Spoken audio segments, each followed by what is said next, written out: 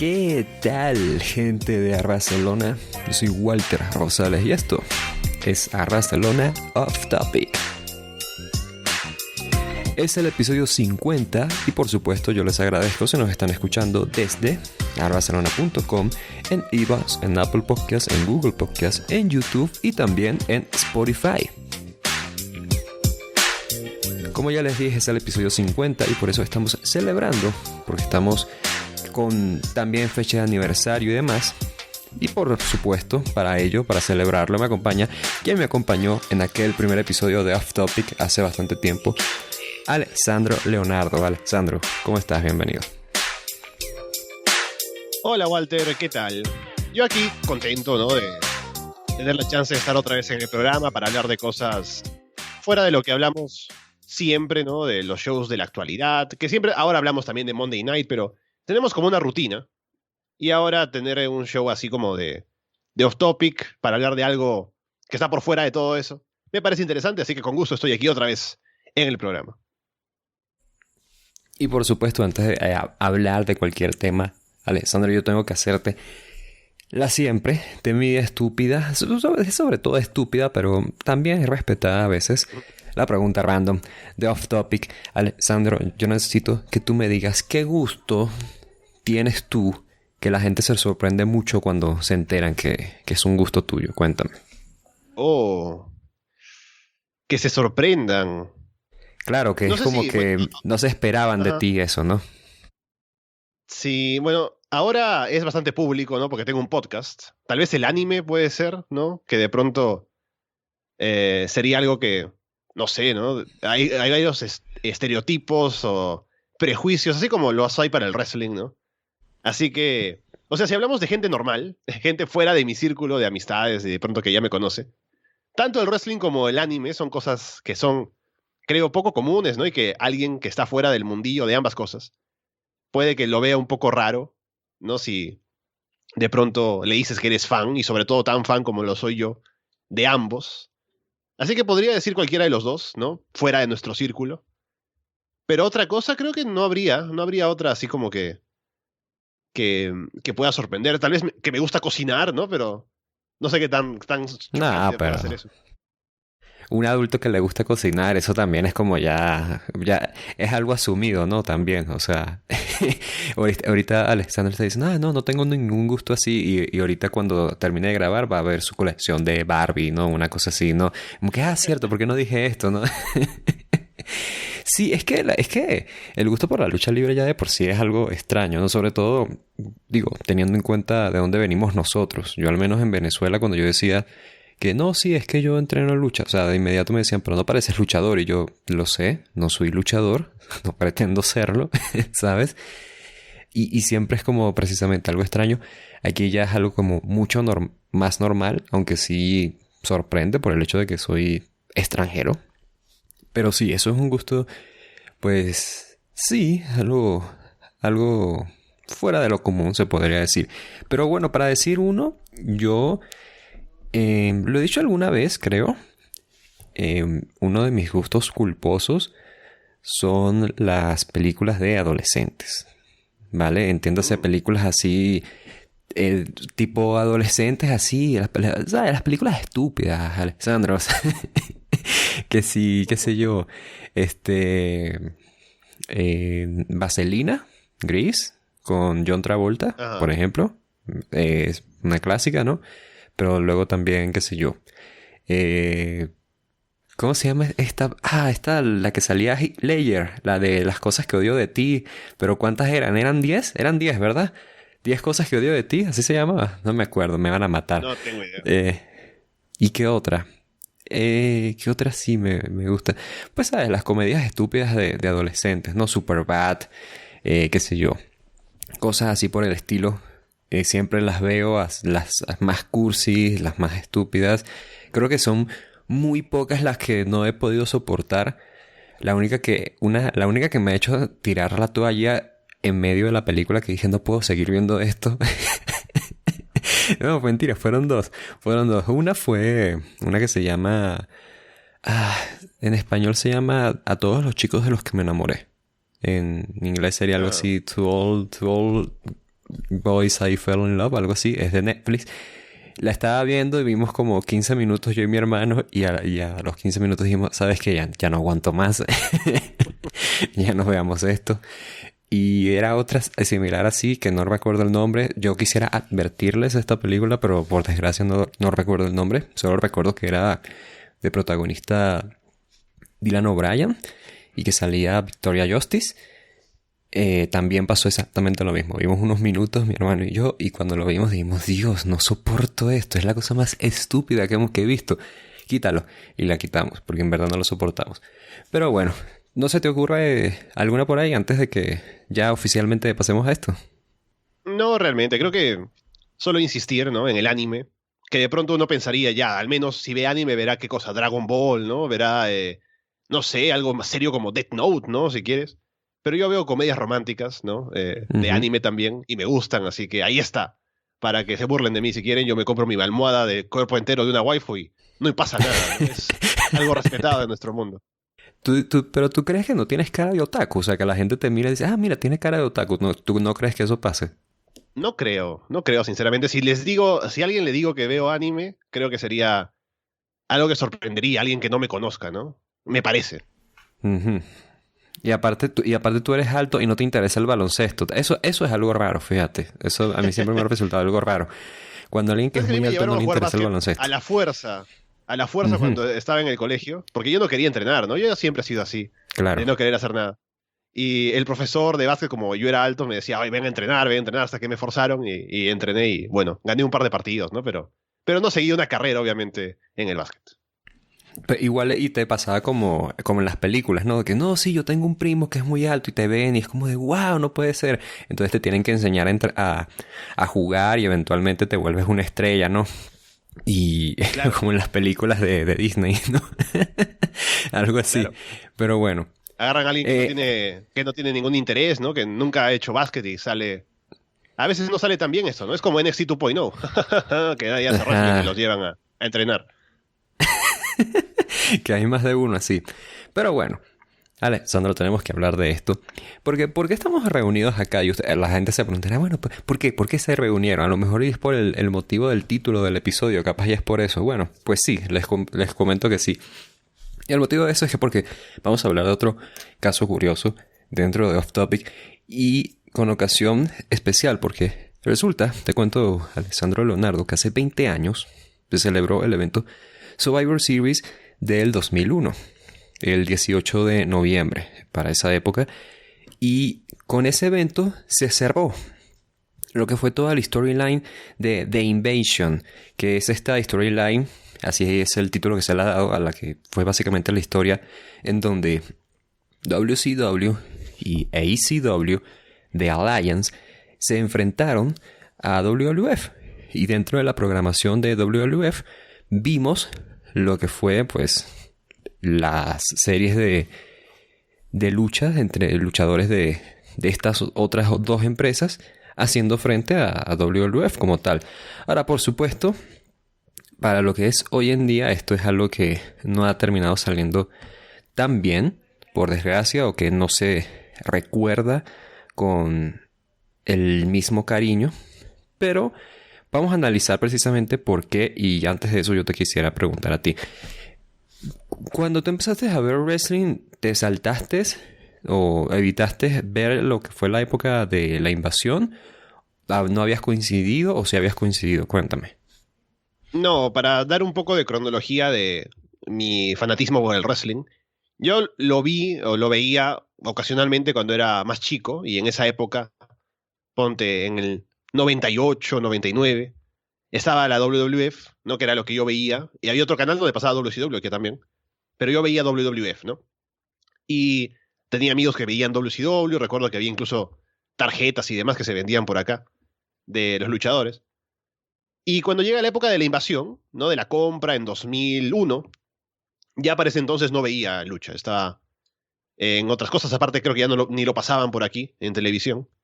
Y cuando me reengancho nuevamente es como por 2003, 2004, que vuelvo a verlo, ¿no? Y para eso ya pasó la invasión.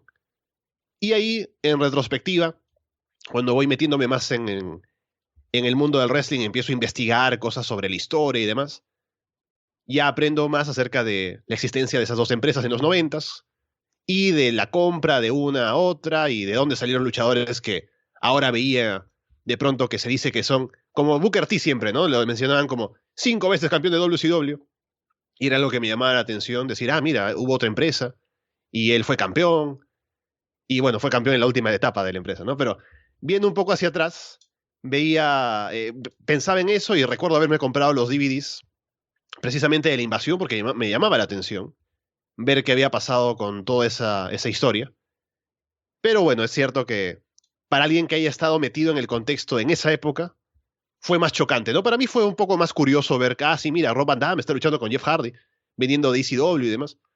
Pero para mí no fue tan, como que tanto de verlo así como un fracaso ni nada, me pareció algo curioso en su momento. Pero claro, viéndolo luego, ¿no? Y además aprendiendo más sobre la historia, uno se da cuenta de la gran oportunidad perdida que fue, todo lo que pudo haber sido y lo que significó en su momento que se juntaran las empresas y todo lo que podría imaginarse un fan que podría venir ahora en shows en conjunto y que luego no haya pasado nada, fue obviamente una decepción. Y por supuesto estamos diciendo esto, ¿no? De que no pasó nada. ¿Y cómo que no pasó nada? Bueno, realmente sí pasaron cosas, realmente sí. Pero cuando decimos que no pasó nada es que básicamente no se vivió a las expectativas de lo que uno tenía de esta historia. Hay que remontarnos a lo que fue esta época y qué estaba ocurriendo. Porque bueno, tú y yo estamos familiarizados, Alessandro, porque hacemos nuestro programa en el Patreon de Arras de Lona, al cual por supuesto se pueden unir. Yo les recomiendo que se unan dentro de una semana o 2 semanas ya cuando sea inicio de mes, porque Patreon siempre hace el cobro de suscripción a inicio de mes sin importar la fecha en que tú te suscribiste, así que ahí pueden unirse. Más adelante les hablaré del Patreon de Arras de Lona, pero hay que remontarnos a lo que fue esta época, porque antes de que WWE fuese la empresa, no monopolio, pero fuese la empresa líder en el mundo del wrestling a nivel mundial y de que tuviese esta expansión y tuviese este reconocimiento en todas partes del mundo, lo que ocurría es que WWF, que era en aquel entonces WWE, competía directamente con World Championship Wrestling, WCW, que a diferencia de WWF tenía el apoyo del Turner, del conglomerado de las empresas Turner. Y por mucho tiempo, WCW logró ser una verdadera competencia, teniendo más ratings, siendo un éxito con el show de Nitro, teniendo un roster repleto de estrellas. Realmente uno se pone a ver el roster de Nitro y es como, Dios mío, tenían a Les Luger, Sting, Ric Flair, R. Anderson, Scott Hall, Kevin Nash, Mr. Perfect, Hulk Hogan, Goldberg. Me está faltando alguien, o sea, es que son muchísimos. ¿Te das cuenta? Diamond Dallas Page, Booker T, Scott Steiner, etcétera, etcétera, etcétera. Y lograron crear historias y demás que resultaban diferentes, por supuesto, a lo que era el producto de WWF.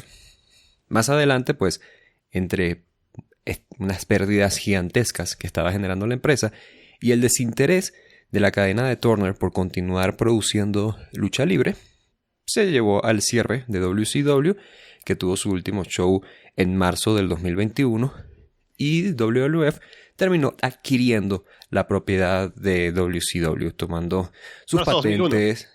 ¿Perdón? 2001. Dijiste 2021. Sí.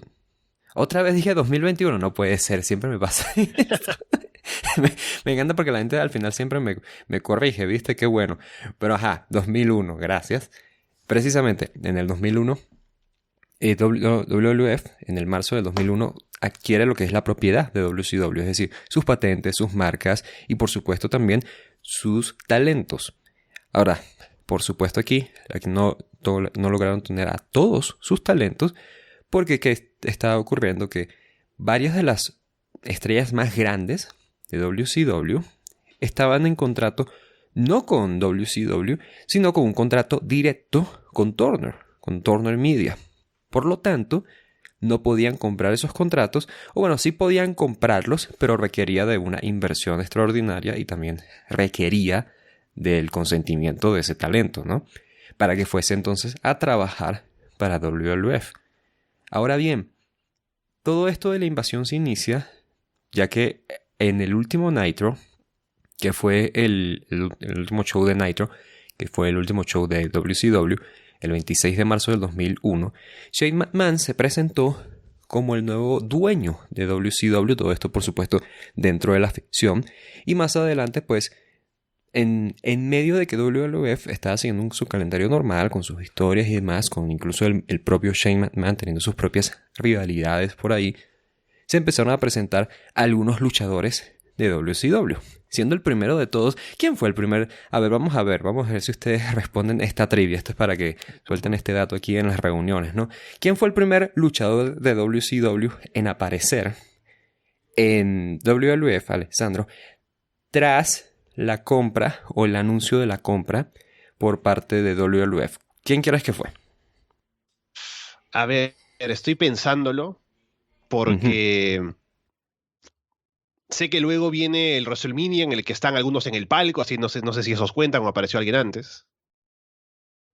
Pero yo voy a decir, de memoria, que la primera vez que un luchador aparece en un show y como que hace algo, creo que fue Lance Storm, me parece. Uy, mira, alguien tiene que mandarle su regalo, su premio a Alessandro Leonardo, porque efectivamente Alessandro, el primer luchador en aparecer fue Lance Storm y lo hizo el 26 de mayo del 2001. Luego de eso aparecerían unos nombres más grandes, como es el caso de DDP en el 18 de junio del 2001, y durante el show de King of the Ring del 2001, el 24, aparecería Booker T. Antes de eso también habían aparecido algunos otros, pero eran de un renombre más bajo, digámoslo así, ¿no? Aquí DDP y Booker T nos interesan porque estos son dos que particularmente la empresa compró sus contratos y ellos aceptaron llegar a WWF antes de que se terminaran su contrato con Turner. Ahora bien, ya luego de allí, pues, la cosa empezaría a andar aparentemente con un buen pie. En el 22 de julio se celebraría el show WWF Invasion, que Invasion es un pay-per-view y hoy en día no es recordado como un gran pay-per-view, pero ¿qué te parecería, Alessandro Leonardo, si yo te dijera que ese pay-per-view está en el top 20 de los pay-per-views con más ganancias y con más ventas que ha generado la empresa a lo largo de su historia? Es solo superado por ediciones de WrestleMania.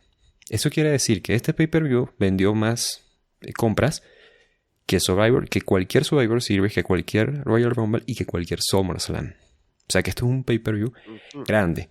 Esto fue el 22 de julio del 2001, como les digo, reemplazando a lo que era en ese entonces Fully Load.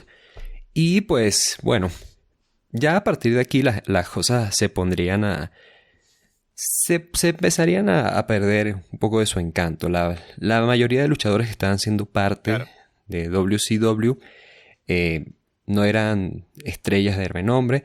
Al final se tuvo que ingresar, digamos, a la fuerza a luchadores de ECW dentro del stable y crear el grupo de The Alliance, quienes al principio eran conocidos como The Coalition. En ese grupo, por cierto, está haciendo su debut Rob Van Dam y Tommy Dreamer también. Y bueno, ¿qué sucede? ¿Cuáles eran los planes? Bueno, te cuento que... Solamente quiero comentar algo para no dejar pasar el dato del pay-per-view y lo exitoso que fue Invasion. Es que claro, había tanto hype por la idea de una invasión y un choque de empresas de WCW y WWF y los años de la pelea real, ¿no? Y que ahora pudiéramos verlo en pantalla. Y también que, o sea, si uno se pone a ver los datos, cuando WWF y WCW competían en televisión y tenían ambos muy buenos ratings, estábamos hablando de 8 millones viendo uno, 6 millones viendo el otro, ¿no? Una cosa así. No es que luego cuando WWF compra WCW, se suman y son 15 millones, ¿no? Lo que sea. no es así, sino que hay mucha gente que veía WCW y ese era su wrestling. Y una vez que WCW desaparece porque lo compra WWF, ya no ve más wrestling, ¿no? Ya no ve WWF porque no es el producto que ellos querían ver, porque eran muy fans de WCW y de su estilo. Y seguramente para este show, este pay-per-view de la invasión, seguramente dijeron, bueno, vamos a ver qué ofrece ahora esta empresa cuando se juntan y se ponen a pelear y a ver qué sucede, si aparece Hulk Hogan o Goldberg, ¿no? Porque aún habrá la esperanza de que salga algún luchador de realmente de los importantes de WCW a pelear con The Rock o con Steve Austin. Pero una vez que la gente ve que esta invasión va a ser así como lo es aquí, ¿no? Que está con talentos de pronto de la más alta categoría que tenía WCW. Y se ve además ya que WWF está llevando esto como que somos superiores, a pesar de que al final la Collision gana el main event. Pero ya se veía como que estaba bastante poco interesante y luego en televisión también se ve que empieza como que a WWF preocuparle más hacer lucir bien que hacer una competencia real. Creo que luego del hype que había para este show y cuando uno se da cuenta de que las cosas no van a bien, ya la gente que aún tenía la esperanza de ver a WCW peleando, ¿no? Y aún viendo un poco de la empresa que les gustaba, ya pierden el interés y lo demás pues es caída abajo. Y justamente sabes que es interesante porque la realidad es que nunca íbamos a tener una invasión como tal, o sea, no íbamos a tener nada de esta historia.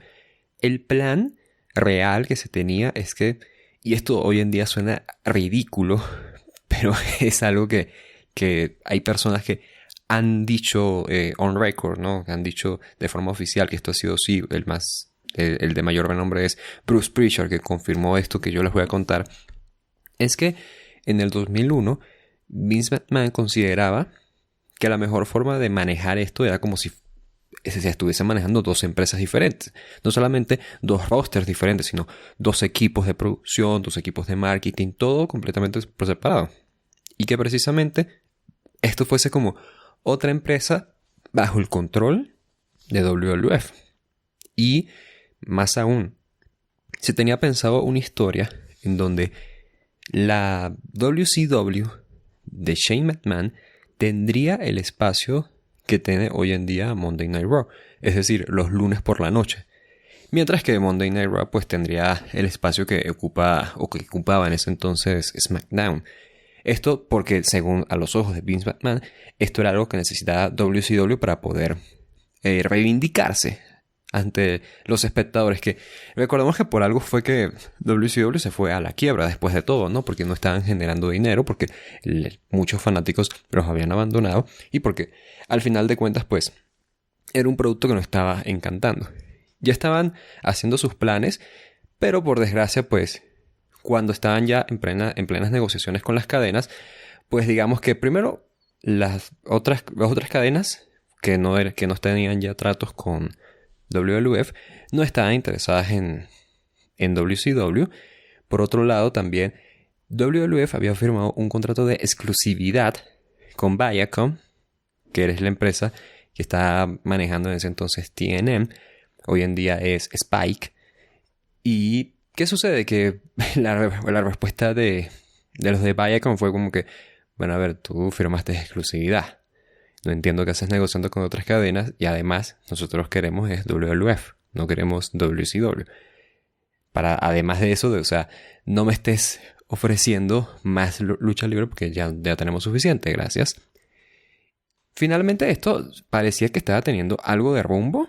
Se habían traído estos luchadores, les digo, estaban teniendo al último campeón mundial y al último campeón de los Estados Unidos, como es el caso de Booker T, los últimos campeones mundiales de parejas, como era el caso de, por supuesto, Shop Palumbo y Sean O'Haire, el último campeón peso crucero de la empresa, como es Shane Helms, y también se había traído a otras figuras, como ya les digo, Diamond Dallas Page, Buff Bagwell, etcétera, etcétera. Lance Storm, que ya habíamos mencionado, ¿no? Que debutó ahí, también Mike Awesome y demás. Y ya se estaban haciendo estos planes para que WCW tuviese un programa los sábados, para que fuese como otra marca por parte de la empresa. Pero, ¿qué sucede, Alexandro? Y esto es un momento en donde yo me quisiera detener porque quisiera hablar de esto contigo. Todo esto se cayó y terminó llevando a lo que es hoy en día vemos y conocemos y recordamos como la historia de la invasión, que es todo esto que terminó en el Survivor Series, que celebra ya 20 años. Lo que ocurrió fue que se había realizado un combate por el campeonato mundial de WCW entre Booker T y Bob Bagwell. En este momento no tengo la fecha, pero aquí lo importante es que fue en un show de Raw en Tacoma, Washington. Esto fue con Scott Hudson y R. Anderson en la mesa de comentarios, con Nick Patrick como el referee, todo presentado como si era, entre comillas, WCW, aunque realmente la estética que se estaba manejando en esa ocasión nunca la había tenido WCW jamás. Y el combate fue tan malo, y además fue tan mal recibido por el público, que por supuesto a partir de ahí dijeron, ¿sabes qué? Creo que esto no va a funcionar, entonces mejor vamos a hacer historia de invasión y listo. Y curioso, ¿no? Porque fue eso lo que mató todos estos planes. Y que en resumidas cuentas terminó dando el empujón para que iniciara la historia. Y tú sabes que yo había leído esto hace bastante tiempo y lo quería discutir porque cuando uno investiga sobre este incidente, mira hasta como las palabras que estoy usando, lo que se comenta es que la región de Tacoma, Washington, es muy pro WWF. La realidad es que yo cuando leí eso yo pensé, bueno, ¿qué tan pro WWF puede ser esa ciudad, no? Bueno, Alessandro, ¿cuántos shows crees que ha realizado a lo largo de su historia WCW en Tacoma, Washington? Cuéntame, dame un número, el que tú quieras. Ya, voy a decir 2. Mira, estuviste cerca porque hicieron nada más 1 en su historia. mientras que WWE a lo largo de su historia ha hecho 53. ¿Ok? Para esa época ya estaban por los 20. O sea, era una región que ya estaba familiarizada con WWF. Muchísimo más que WCW. Y bueno, ese fue el incidente. Pero curioso, ¿no te parece? O sea, eso fue lo que dijo, ya, bueno, ¿sabes qué? Olvídate de con esto. Ya no vamos a hacer nada de show ni nada de nada. Mejor vamos a hacer historia de invasión. Y a partir de ahí se concentraron en eso. Sí, es que también me parece que fue muy injusto. No solo por eso, de que es cierto que podrían haberse buscado un mejor territorio de pronto en, no sé, en Georgia, ¿no? O en algún sitio al que WCW iba más y estaba más presente para que funcionara mejor, si querían un poco apelar a los fans de WCW, para que estuvieran interesados en este combate o en ver un renacimiento de la empresa que acaba de morir. Y también, bueno, Bob Bagwell, ¿no? ¿Qué hace ahí? En un combate en el que quieres demostrar lo mejor de WCW, teniendo buenos workers, como el propio Lance Storm que hemos mencionado, ¿no? Que podría haber tenido un buen combate con Booker T. Claro que seguramente habrán dicho que también, ¿no? Y habrán dicho o habrán pensado que Bagwell tenía como más potencial de estrella porque era más carismático y lo que sea. Pero no era un buen worker y además trabajando... El estilo de WCW en general de trabajo en el ring es diferente al de WWF, ¿no? También me imagino que el manejo de los agentes en backstage y demás, que según he escuchado en podcast, y por ejemplo cuando lo habla Chris Jericho, ¿no? De su paso de una a otra empresa, es una forma distinta de trabajar, ¿no? También lo leí en su libro, me parece, por eso lo recuerdo. De que es diferente cómo se trabajaba en un lado y el otro. Y eso habrá sido chocante para alguien como Bagwell, sobre todo, que estaba con menos experiencia. Y también creo que el hecho de cómo se presentó, que esto lo vi hace mucho tiempo, ¿no? Pero según recuerdo, era como que todo un ambiente, ya vamos a hacer ahora un espacio de WCW en nuestro show. Y si se han pasado tantos años en la guerra y WWF ha estado vendiendo el mensaje de que WCW son los enemigos y su show es malo y todo lo demás, no puedes esperar que la gente que está en un show de tu empresa, de WWF, estén de acuerdo con recibir ahí con brazos abiertos a la competencia, básicamente, ¿no? A los enemigos ahora.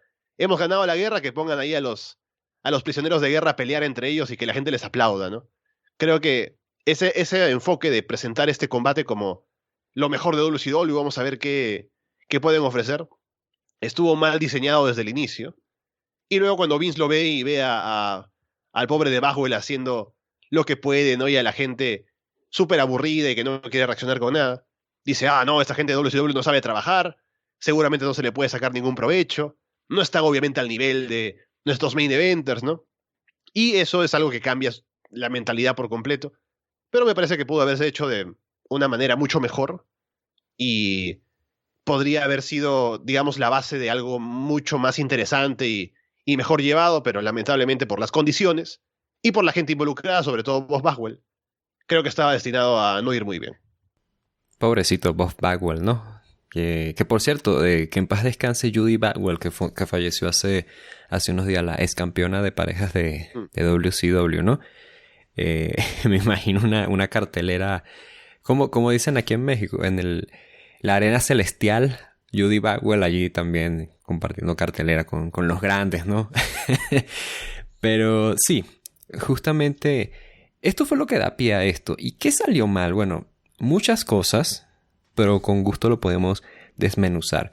Básicamente, para hacerles un resumen de lo que ocurrió luego de esto, pues efectivamente luego del pay-per-view de Invasion, Stone Cold Steve Austin, quien aquel entonces estaba en una etapa como heel, se terminó uniendo a The Alliance, quien ahora eran eso, The Alliance, porque era una combinación de la WCW de Shane McMahon y la ECW de Stephanie McMahon. Sí, porque Stephanie McMahon fue presentada como la nueva propietaria de ECW.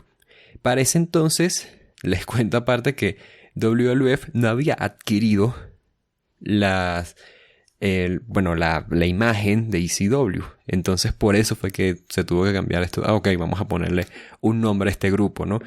Y más que un duelo entre empresas, The Alliance fue eso, un grupo de luchadores de las otras empresas, por supuesto, pero un grupo al final, ¿no? O sea, más que el choque de una empresa en contra otra.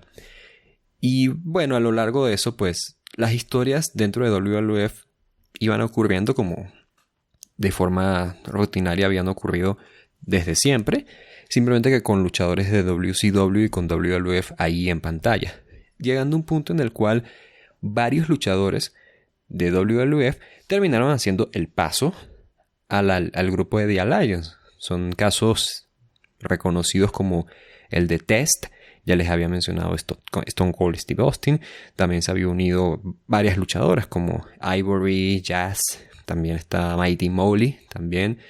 Y bueno, varios luchadores que, ya les digo, eran ex ECWs como de los Dudley Boys, Raven, Taz y los debuts también que les había mencionado de Tommy Dreamer y Rob Van Dam. Rob Van Dam que estaba fuera por lesión y por eso no había aparecido antes. Y pues luego del cierre de ECW, pues termina apareciendo aquí como parte de The Alliance. Y todo esto nos llevó a lo que es el evento de Survivor Series 2001, que por supuesto está cumpliendo 20 años. Y en la lucha estelar, en un combate de Survivor Series, que es un combate clásico de eliminación 5 contra 5, se estaba enfrentando el equipo WWF, que escucha esto, ¿no? Vamos a ver qué tan WWF es este equipo. Es The Rock, Chris Jericho, The Undertaker, Kane y Big Show. Es muy WWF. Yo creo que igual si uno hace el Monte Rushmore de WWF no pondría a estos, ¿no? Pero bueno. Y el equipo de The Alliance, el equipo de WCW y de ECW, eran Stone Cold Steve Austin, Kurt Angle, que sí, Kurt Angle había hecho también el paso a The Alliance, Rob Van Dam, Booker T y Shane McMahon como parte del equipo. Y en este combate, pues por supuesto, el equipo de WWF terminó llevándose la victoria, terminando así con lo que fue toda esta invasión. Y bueno, más adelante, al día siguiente, de hecho, tendríamos el debut de Ric Flair. Esta vez Ric Flair presentándose como nuevo dueño de las acciones de Shane McMahon y de Stephanie McMahon, porque él, como un entre comillas conglomerado, las compró. Y pues ahí iniciaría otras historias. Ya por ahí, por febrero del 2002, tendríamos la aparición del New World Order, Hollywood Hulk Hogan, Scott Hall y Kevin Nash. Y bueno, eso nos llevaría al WrestleMania 18, pero no tendríamos más de la invasión a partir de este show de Survivor Series. Y ya tú habías mencionado lo de que fueron injustos, sin duda. O sea, pero también esto es algo que dice todo el mundo, pero yo quisiera que lo viésemos con otros ojos, porque lo que comenta todo el mundo es, claro, es que esta historia no iba a poder funcionar porque no tenían las estrellas de WCW. Y por supuesto, claro, la cosa es también de que por un lado, la empresa primero no quería gastar ese dinero en comprar los contratos de gente como Goldberg, Scott Hall, Kevin Nash, Scott Steiner, Ric Flair, que ya el contrato no le faltaba nada. De hecho, ya les digo que ese mismo año terminó apareciendo, ¿no? Pero yo siento que también, así como se tira esta crítica hacia WWF, también hay que decirlo. Si tú te pones en la posición de alguien como Kevin Nash, por ejemplo, ese tipo duró todo el 2001 sentado en su casa cobrando millones sin hacer nada. Dime si no te gustaría estar en lo mismo, ¿sabes? O sea, viene claro. WWF y me dice... El sueño. No, mira, no, ¿sabes? Nos gustaría que estuvieras acá, no, vamos a trabajar una historia, qué sé yo. Yo siento que ellos también estaban jugando algo inteligente, ¿eh? Bueno, obviamente WWF, primero ellos no quisieron, porque habían tenido a partir de ese mismo año lo que fue el fracaso de la XFL, que por cierto hablamos de eso también en un Off Topic, uno de los primeros Off Topic, lo pueden ir a ver, ahí lo vimos con Adrián. Y también es el hecho de que ellos jugaron inteligente, quiero decir los talentos, porque es como de, yo no tengo prisa, ¿sabes? Yo estoy ganando dinero, no estoy en la carretera, ¿no? Haciendo viajes, tomando bombs, yo estoy contento, ¿no? Yo estoy feliz así con mi situación. ¿Por qué querría aparecer en televisión? ¿Para luchar contra quién? Contra Tajiri, contra Shawn Stacy. No, gracias, así estoy bien. Y siento que también eso es algo que poca gente lo dice. O sea, siento que en un escenario realista, esta invasión real de las estrellas grandes de WCW no iba a ocurrir sino hasta el año siguiente, cuanto mínimo. Claro. No, y aparte, o sea, si en algún momento de verdad querían invertir en traer a esos luchadores, que seguramente, como dices, ¿no? Si están cobrando una buena cantidad de dinero por no hacer nada, para poder traerlos a que trabajen hay que pagarles más de lo que están cobrando, ¿no? Y seguramente ahí negociarían para que sea bastante más. Y además, en caso de que realmente, digamos, ¿no? WWF dice, ya, queremos hacer una buena invasión, paguémosle contratos al NWO y a Goldberg para que vengan. Eso luego va a terminar reestructurando toda la empresa porque si vienen ellos cobrando tanto, que sería mucho más de lo que cobran sus luchadores en ese momento, luego gente como The Rock y Steve Austin y Triple H de pronto dirán, bueno, somos los main eventers, ¿no? Y somos de la empresa, o sea, ¿cómo no le van a pagar a gente que viene de fuera? Tanto más que a nosotros, cuando nosotros somos los que hemos llevado este barco, ¿no? Y estamos al frente. Y WWE tendría que subir lo que le paga a sus luchadores que ya están bajo contrato. Y eso terminaría reestructurando todo el sistema de pagos que tiene la empresa. Y se haría no solo el gasto de pagarle a los nuevos luchadores que van a venir, sino un gasto mucho mayor de la gente que ya está en la empresa, ¿no? Y sería algo que seguramente estaban pensando que traería muchas consecuencias. Y por eso era muy difícil que realmente se llegara a hacer. Y incluso calculando, ¿no? De pronto ya, paguemos todo esto, ¿no?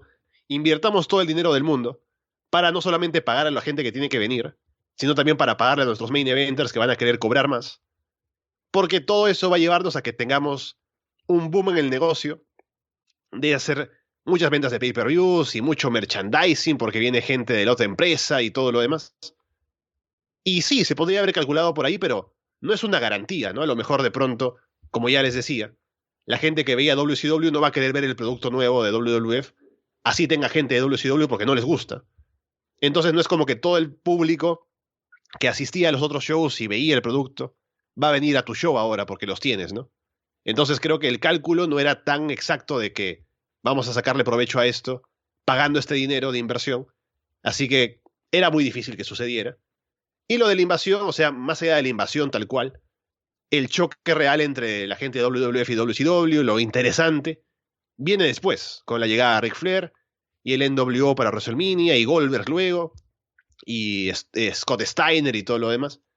Así que eventualmente tuvimos esos choques y esos momentos que queríamos ver, pero no fue en el contexto de la invasión cuando era como lo caliente, ¿no? Se enfrió ya para cuando llegamos a lo demás y ya de pronto no se le sacó todo el provecho que se le podría haber sacado en su momento, pero era cuestión de cómo estaban los contratos y las circunstancias, así que no pienso que haya sido todo culpa de WWF debido a cómo estaban puestas las cartas.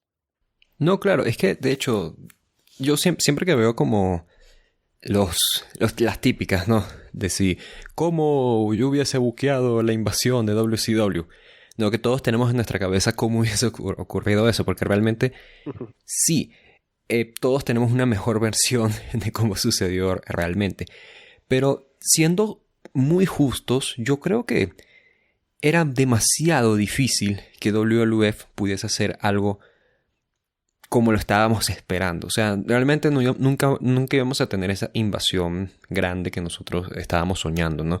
O que los fanáticos soñaban en aquel entonces de Goldberg versus Austin, qué sé yo, New World Order versus DX, etcétera, etcétera, Sting versus Undertaker.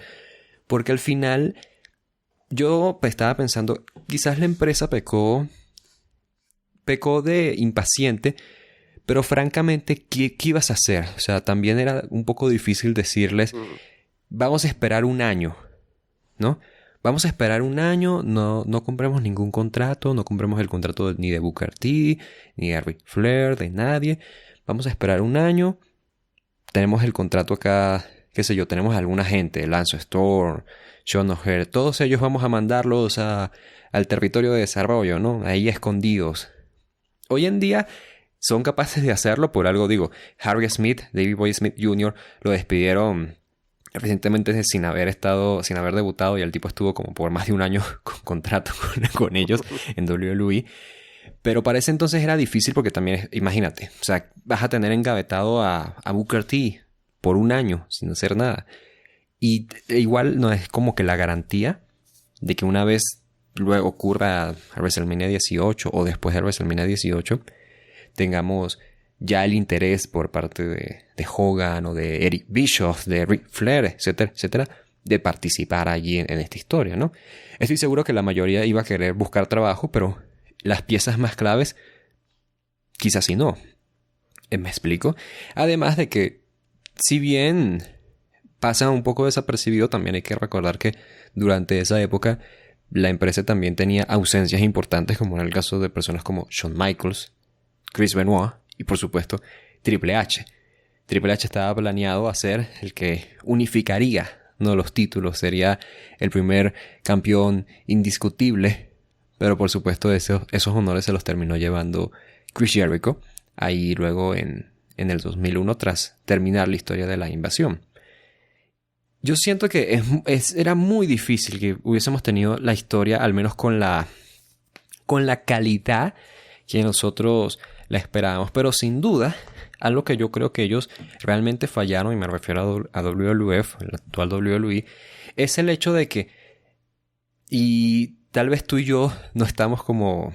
Tal vez tú y yo no tenemos esta percepción porque en nuestras revisiones en Patreon aún no llegamos a esta época, pero convirtieron la historia de la invasión, o sea, el choque WCW versus WWE, en otra historia de los McMahon. Otra vez los McMahon teniendo una historia donde se enfrentan y el resto de personajes son peones en su juego maquiavélico, ¿no? En sus disputas familiares. Y quieras o no, al final eso termina afectando porque es como de otra vez estamos viendo lo mismo que habíamos visto el año pasado. Pensé que ya habíamos acabado con esto. Y además está ocurriendo presentando una, entre comillas, alianza, iba a decir, entre ECW y WCW. Pero quienes están allí no se sienten como la verdadera WCW o la verdadera ECW. No sé si estás de acuerdo. Sí, de acuerdo. Creo que también es consecuencia del hecho de que lo que volteó la guerra para favor de WWF fue precisamente el Vince McMahon heel enfrentándose a Steve Austin. Entonces ya se considera que la fórmula es el drama, ¿no? De los McMahon y que la gente los odia, sobre todo a Vince. Y por eso hay drama allí. Y Vince es el gran heel contra los hijos y todo eso, muy telenovelesco, es lo que WWF siente que su público quiere ver, porque ya funcionó. Así que se encasillan en eso y todo lo demás gira a su alrededor, entonces disminuye bastante lo que el producto puede ofrecer. Y los demás, pues, sobre todo gente que no está establecida, como los que vienen recién de WCW y CW, son como piezas en este ajedrez, ¿no? Y no mucho más, como que no llegan a destacar demasiado por su propia cuenta, porque son... Si está Booker T, que es, digamos, el más destacado, es como el que está siendo el representante de Shane McMahon, ¿no? Y poco más durante este momento de la invasión. Y su historia, pues bueno, luego más adelante sí llega a tener éxito en la empresa y demás, pero le cuesta todavía. Entonces sí, es cierto que se ven como versiones disminuidas de las empresas, las que están luchando ahí finalmente. Y por eso cuando WWE lo reconoce también, porque se dan cuenta de que no tienen como esta paridad de estrellas en un lado y en el otro. Es por eso que van ahí Stone Cold y van Kurt Angle a fortalecer la alianza, si se quiere. Y al final termina siendo como que WWF contra sí misma, ¿no? Con gente de la otra empresa también por ahí. Pero no es como que le dan el espacio protagónico a los otros luchadores. Y también siendo sinceros, se habla también mucho de que WWF no quiso verse vulnerable, ¿no? Pero más allá de Booker T y Rob Van Dam y un poco forzándolo DDP también, no había nadie en ese primer roster de la invasión que realmente vieras y dijeras, bueno, sí, este tipo va a ir a ganarle a The Rock y a Stone Cold, ¿no? Iba a hacer una rivalidad ahí con alguno de ellos. Así que era difícil poder hacer una invasión realmente así, ¿no? De fuerzas equiparadas, con esa camada que llegó primero, sin contar con los que estaban ahí en la espera con sus contratos, ¿no? Y no había empezado tan mal, ¿sabes? O sea, esta idea de WCW está ahí presente. Porque viendo lo que eran los programas de los inicios de esta historia, ocurrían cosas como en King of the Ring, ¿no? Que fue donde debutó Booker T. Booker T, todos recuerdan este momento, ¿no? De pronto aparece Booker T y ataca a Stone Cold y es como de wow. Pero lo que poca gente recuerda es que el main event de ese show fue Austin defendiendo el título contra Chris Jericho y Chris Benoit. Jericho y Benoit habían ganado los títulos de parejas unas semanas atrás en contra de Austin y Triple H en lo que es uno de los mejores main events en la historia de Raw. Los pueden buscar, no, ahorita no tengo la fecha, pero busquen ahí Stone Cold y Triple H contra Chris Jericho y Chris Benoit y lo van a encontrar. El punto es que la historia camino a ese combate y durante el show estaban haciendo entrevistas y así. Era básicamente como hacer un pequeño tease de que si ganaban el título Jericho o Benoit, ambos o uno de ellos llevaría el título a WCW. Entonces ya estaban plantando esta semilla de que, mira, si perdemos el título de WWF, tal vez aparezca en un show de WCW, que era el show de WCW que tenían planeado que les estaba comentando. Al final eso no sucedió así, pero estaban planteándote estas pequeñas semillas. Ya luego no solamente sería una cuestión de las estrellas o todo esto que tú y yo hemos comentado, sino... Y de nuevo, esto es algo que pasa un poco desapercibido, pero todos tenemos de referencia, por ejemplo, en el documental del The Rise and Fall of WCW, Sting llegó a comentar de que básicamente él no quiso llegar a la empresa porque pues, bueno, mientras que estaba recibiendo llamadas de que, hey, mírate, estamos interesados, ¿por qué no vienes? Y demás, él estaba viendo en televisión a The Rock diciéndole a Booker T que no lo conocía y que no sabía quién era y que no importaba y estaban haciendo menos a Booker T. Ahora, eso es un momento muy clave por cómo lo muestran, pero luego hay momentos en los que en verdad tú te das cuenta de que están esforzándose por enterrar el talento de WCW. Porque en el show de SummerSlam, voy a poner unos breves ejemplos. En el show de SummerSlam de 2001, Booker T luchó en contra de The Rock.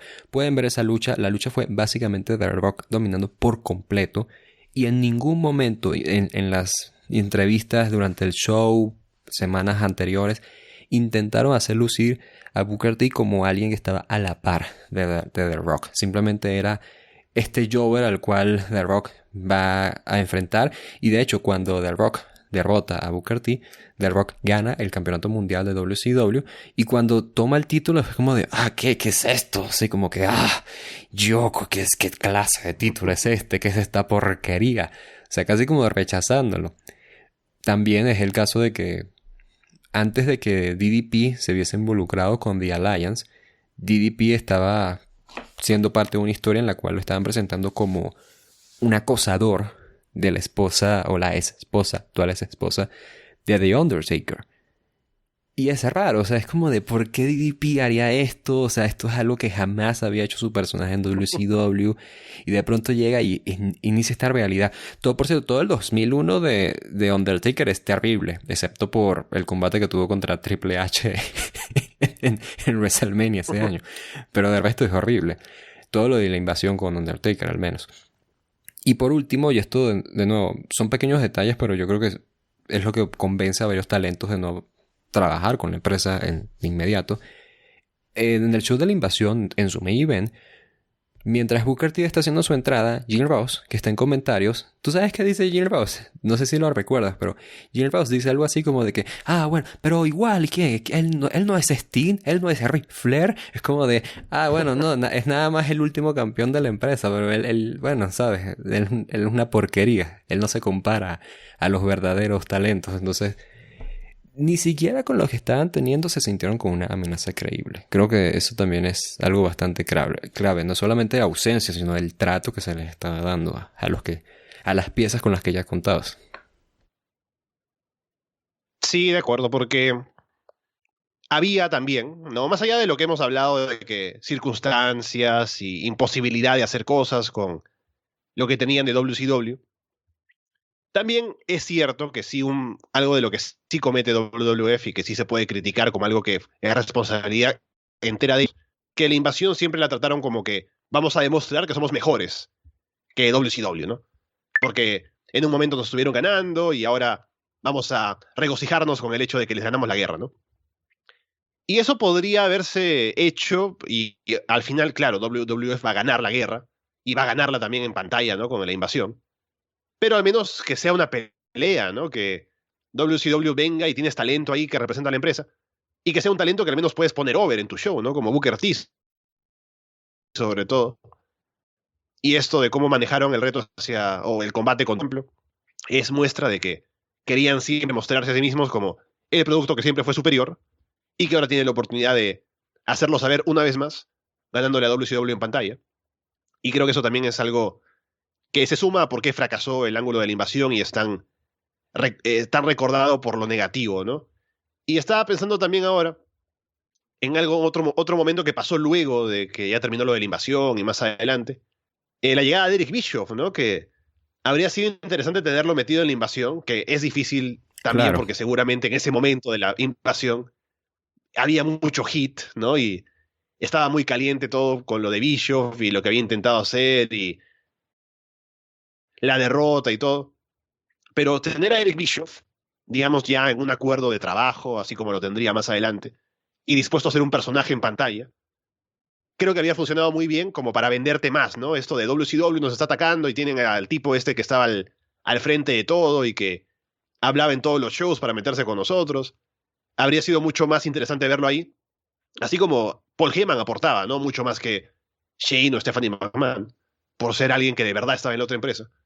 Habría sido al menos algo, ¿no? Tenerlo ahí haciendo cosas y que se enfrentara a Vince. Algo que nunca pasó directamente porque cuando llega Bischoff se abrazan, ¿no? Y como que no hay ese hit de que, se van a enfrentar por fin, sino que es diferente. Pero habría sido otro detalle interesante para tener ahí, ¿no? De tenerlo a Bischoff ahí como representante de WCW. Pero yo te hago la pregunta. ¿Realmente todo fue tan malo? Sí, pero ¿qué cosas buenas hubo en la historia de la invasión? Vamos a hablar de las cosas positivas. Yo, en lo personal, algo positivo que saco de esto es el ascenso de Rob Van Dam. Es bueno ver que no solamente llegó, hizo su debut y fue presentado en esta historia que era la historia que estaba ocurriendo, pero también llegó a retar por el campeonato mundial de WWF, por ejemplo, en medio de todo esto. Ya había llegado a tener combates en pay-per-views en singular, ¿no? De forma individual, que eran atractivos, donde se vio bien, y eventualmente eso permitió que él escalara posiciones de buena forma, un buen ritmo, al punto de que allá por ahí en 2004 o 2005 ya fuese un main eventer básicamente.